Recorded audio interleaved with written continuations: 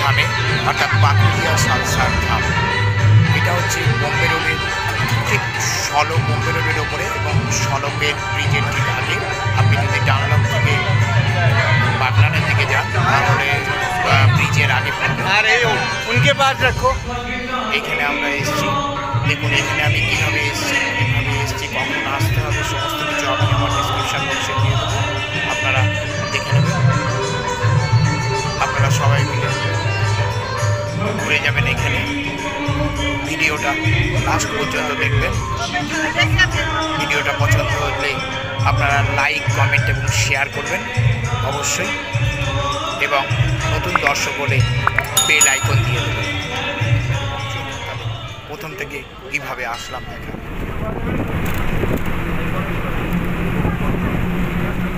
আমি আপনাদের ডানলপ থেকে যাওয়ার প্ল্যান বলবো। আপনার ডানলপ থেকে বাগনানগামী বা মেচেদাগামী বাসে উঠে সলপের আগে পাকুড়িয়াতে নামবেন।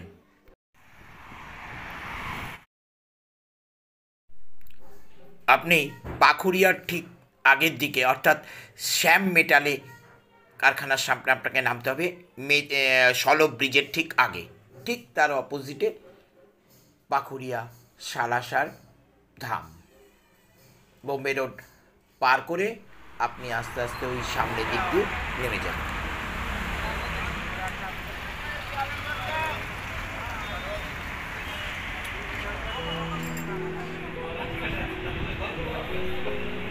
মেন মন্দিরের প্রবেশদ্বার দিয়ে ঢুকে বাঁদিকে আপনি জুতো রাখার জায়গা পাবেন। হাত ধোয়ার জন্য একটা জলের ব্যবস্থা করা আছে, সেখানে হাত ধুয়ে আপনি মেন মন্দিরে আস্তে আস্তে প্রবেশ করবেন।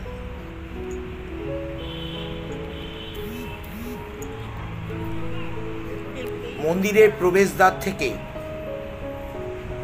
মূল মন্দিরে যাওয়ার যে রাস্তা সমস্তটাই কার্পেট দিয়ে মোড়া। আপনি খালি পায়ে হাঁটতে কোনো রকম অসুবিধা হবে না, এত সুন্দর ব্যবস্থা।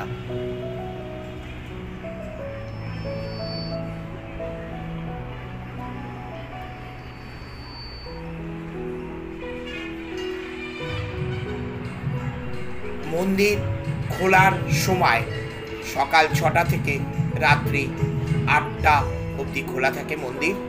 এখন আপনি যখন খুশি এই মন্দিরে আসতে পারেন এবং মেন মন্দিরে আপনি পুজোও দিতে পারেন।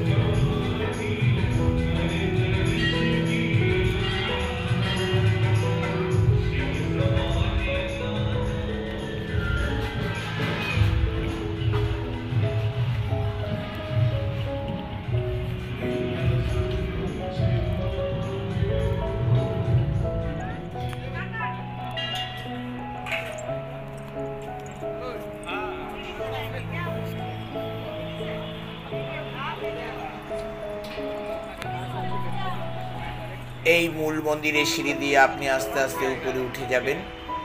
এই মূল মন্দিরের একদম মাঝখানে রাম, লক্ষ্মণ এবং সীতা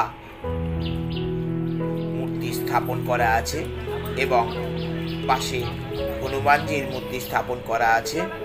আপনারা মূর্তিগুলো অপূর্ব সুন্দর, আপনি নিজের চোখে না দেখলে বুঝতে পারবেন না।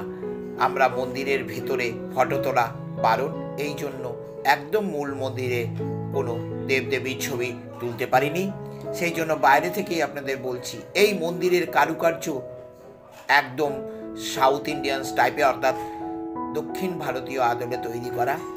দারুণ মন্দির, একদম চোখ মন সব ভরে যাবে।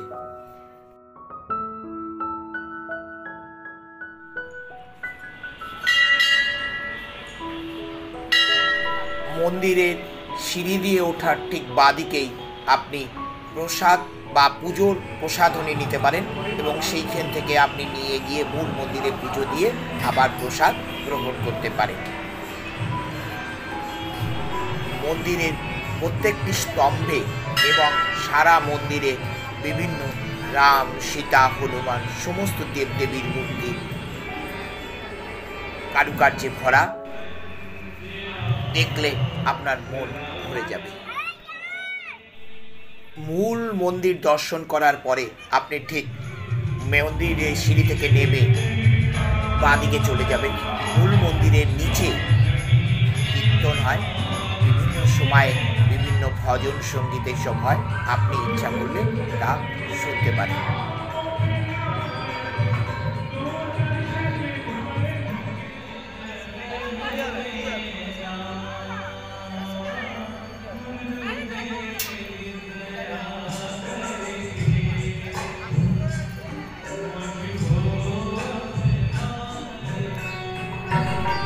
এইটা হচ্ছে প্রসাদ কক্ষ।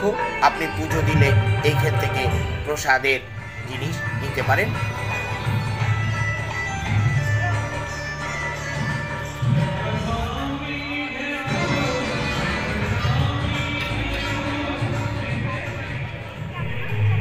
হাতে কিছুটা সময় পেলে অবশ্যই এই সালসার ধাম অর্থাৎ বালাজি মন্দির ঘুরে যাবেন। এই মন্দির ভিতরে এটাকে হনুমানজির মন্দিরও বলা হয়। আপনারা ঘুরতে আসুন, সবাইকে মিলে নিয়ে আসুন, আপনাদের নিশ্চয়ই ভালো লাগবে।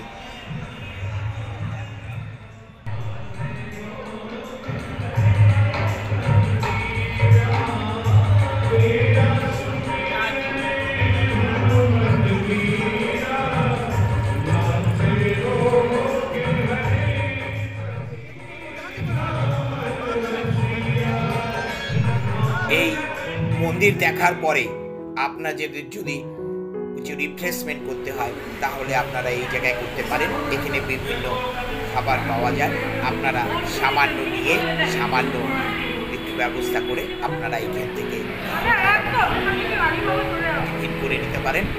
তারপরে যাই হোক, টিফিনের ব্যবস্থা যথেষ্ট ভালো আছে এবং দামও রিজনেবল।